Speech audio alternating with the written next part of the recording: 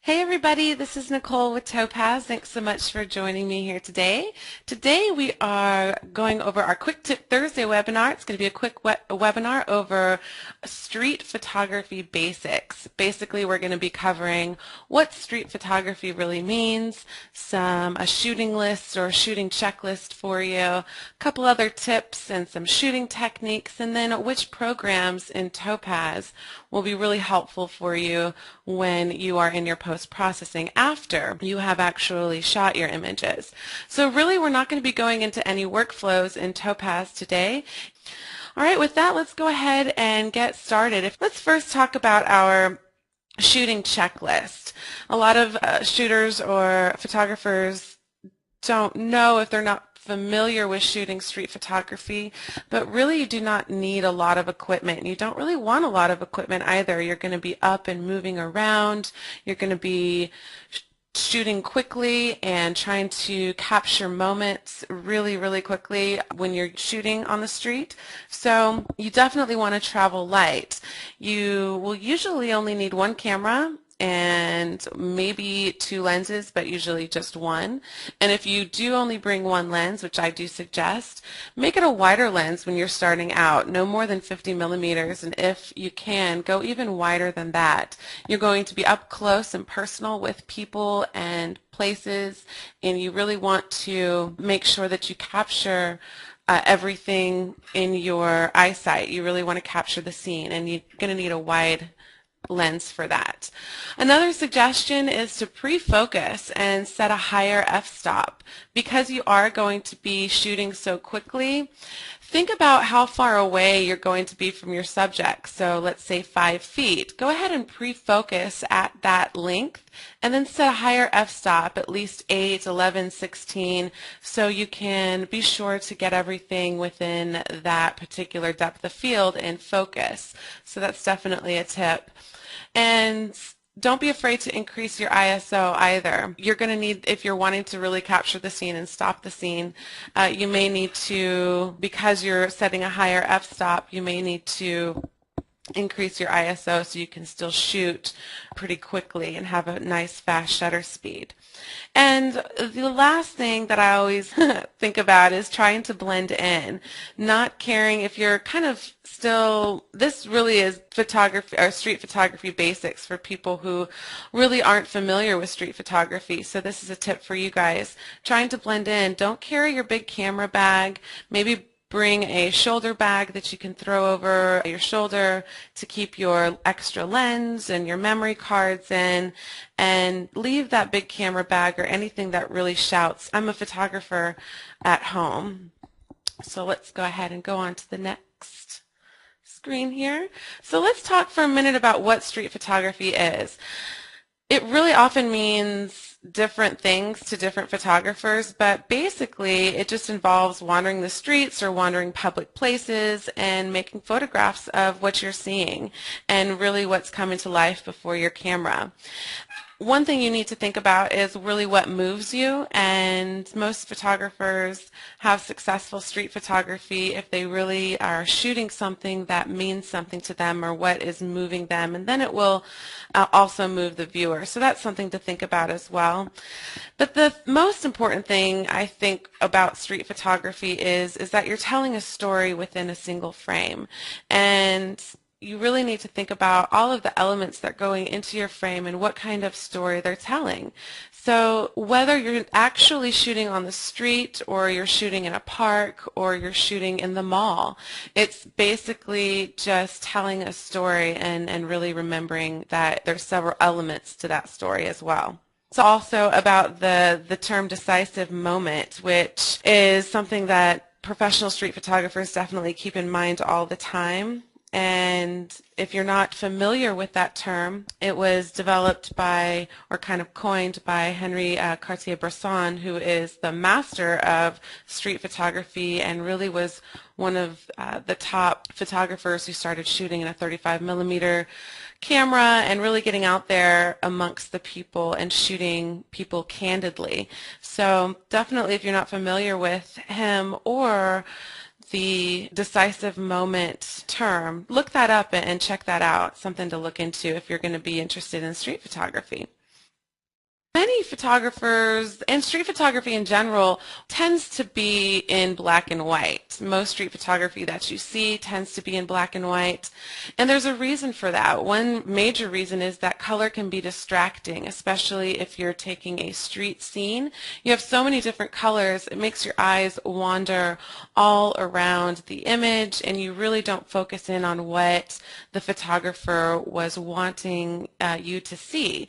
So as a black and white image, you get to take away that distraction of color, and it really does help to bring the mood of that moment into the image. However, there are certain images that really benefit from color. One of my favorite street photographers, Martin Parr, his images have so much vivid color and very unique color to them, and that really make the image. So it really is just about what the scene calls for when you're in that post-processing, whether or not you need to remove the color or not. So, but don't be afraid to use it. If it works for your image, keep it in. And one of the scariest things about street photography is having to get out there and interact and shoot people who might not want to be shot. Well, that sounded bad, didn't it? Photograph people who might not want to be photographed. So really how you decide to get out there and shoot is your personal choice, whether you get up in somebody's face and really get in there if you have that type of bravery, or if you kind of shoot from the hip or do some other techniques that are a little bit more less aggressive. That really is up to you. But there are some tips on how to kind of be successful in not making people angry. Even though you're scared, there are certain things that will help you. One of them is don't be sneaky and don't try to necessarily hide your camera. People are going to see it, and if they object to you taking it, then just don't take it. You know, you do have to respect somebody who says, you know, don't take my photograph or erase that image. You go ahead and do that. However, smiling immediately after you take the image does start to lessen that aggressiveness that might come from somebody who didn't want to have their photograph taken. And getting out there and actually participating in the scene with people and getting out there and integrating with them will start to lessen your fear as well. Standing on the outside and just kind of being a voyeur, maybe taking a long telephoto lens into a scene, it starts to look a little weird for somebody that's looking at that. So if you can actually get in there and really participate with people, that'll start to lessen your fear as well. And just again, being able to blend in and not stand out so much will make you feel better. I know it does for me. Street photography is something that I don't do every day. It's not my normal medium, but one of the reasons is I am a little bit afraid of people's reaction to me shooting them when they don't want to be shot. But if you get out there and you just really get familiar with the group that you're in and the scene that you're in, it does help. Different shooting techniques. There are several tips for shooting street photography, and one of them that a lot of us know is called shooting from the hip. That's probably the most popular coined street photography technique. Instead of putting the camera up to your face and making yourself known and making it obvious that you're about to take a picture, many photographers actually shoot from the hip. So they pre-focus, like we were talking about before, and set that high f-stop, and then they just start taking photographs from the hip area where their camera is down by their hip. And this will result in tons of images that may not work for you, and it may result in one image that is spectacular. And that technique is something that you do have to go and practice and really get used to know, what angle to put your camera to really get a good angle and get somebody's face into the image. While we were talking about actually putting the camera up to your eye and shooting in a crowd, do that quickly. Don't sit there behind your lens and keep looking through the viewfinder over and over and over again. When you see a moment start to unfold and you feel like it's just that perfect, decisive moment, put your camera up to your face, take a couple of frames, put the camera back down. To keep that camera into a very subtle position and not really obvious will eliminate some of the looks that street photographers we do get sometimes. Also, one of the things that I really like to do and I find is great, especially when I was first starting out doing some street photography, it is uncomfortable if people know that you're shooting them and they don't like it. One of the things that I like to do is set up even a tripod sometimes if I'm in a busy area and really get the composition of my background really well put. If I have beautiful light and a beautiful composition, I just wait for people to walk through, and I don't even look through the viewfinder at that point because I've already looked and set up my shot. So it becomes less aggressive on everybody's part just to sit there and let people walk in and out of the frame. And when you think that it's a moment, you snap the image. You don't even have to look in there, so that it makes it look like you're not actually taking a picture at the moment. So that's kind of nice. Also, I read this article, I think it was called A Coward's Guide to Street Photography, which I thought was so funny because that's really what I was at first. I was able, they had said, you know, don't be afraid to shoot the back of somebody's head, like this image on the right. If you're shooting, it might be a great image even if it's not their faces. Just be able to shoot the scene and shoot the back of somebody's head can result in a beautiful image. So take all of those things into consideration whenever you're shooting. All right, so those are some basic tips, but how can Topaz help? Topaz, for me, what I end up using the most of is Topaz In Focus and Topaz Denoise to start off with, basically because sometimes you don't get the best focus that you want, and it can really help. Topaz In Focus with capture sharpening, and Denoise, especially if you've set your ISO a little bit higher, that is going to be really helpful. Topaz Adjust for color images. If your color was so much more spectacular than the image actually turned out to be, Topaz Adjust can bring all of that color back and really have that color stand out and make your images really pop.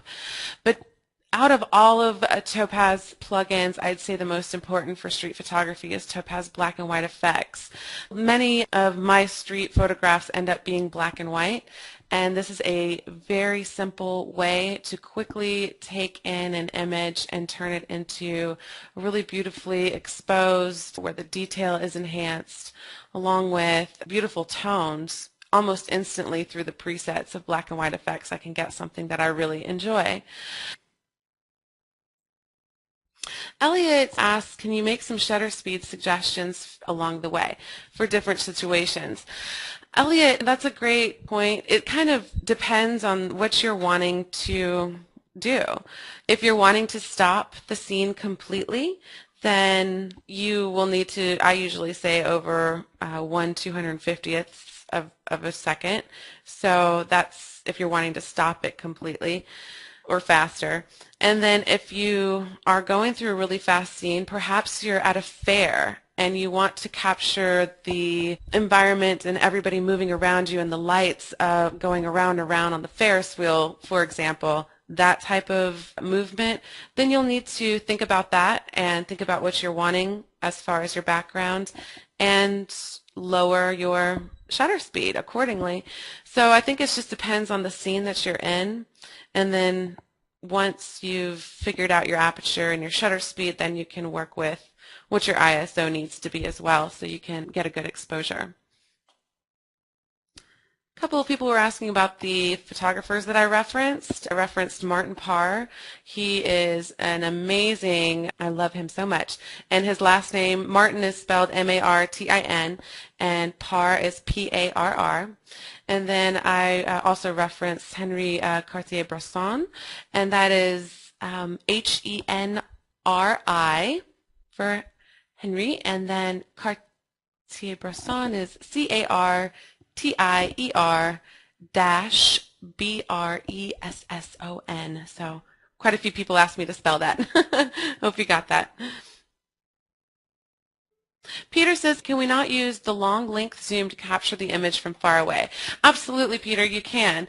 And that might be easier to do at first. but it kind of goes against the idea of being in the moment and being a part of the scene and really the idea of street photography. However, it's a great way to start off with because this image here on the right was taken with a zoom lens from farther distance away, again, because it can be intimidating to get up and get in somebody's face and actually ask permission or not ask permission and just start taking pictures. So whatever really, way you can start out working and start out shooting is great. But if you can work up to actually getting involved and getting familiar with certain places and going through that process, it might be a lot more fun too. Martin asked, do you use flash in your street photography? Martin, I do not. I just use natural light, but I do know a couple people who do. They are more shooting for the shock factor of getting some really up-close personal face shots of people being surprised that they're being photographed. And flash really brings a lot of attention to you, whether it's in the middle of the day or not. Flash is definitely going to bring attention. So one of the things that you try to do if you're getting into street photography is to be a little bit more subtle and to really try to blend in with the crowd. Oh, another tip.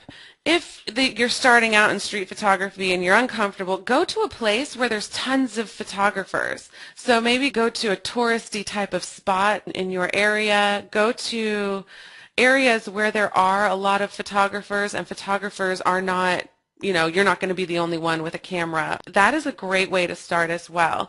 It will make you feel right at home. And another fun little tip is if you bring a friend and you have that friend go stand next to maybe the couple or the person you want to take a picture of, you can first focus in on your friend and then subtly move your camera, but it seems like you're taking a picture of your friend. And I know that's kind of sneaky, but it does help with making you feel more comfortable and getting you into the medium of street photography.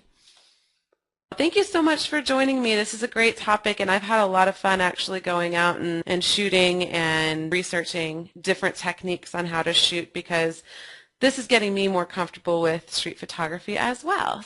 Thanks for joining us. Bye-bye.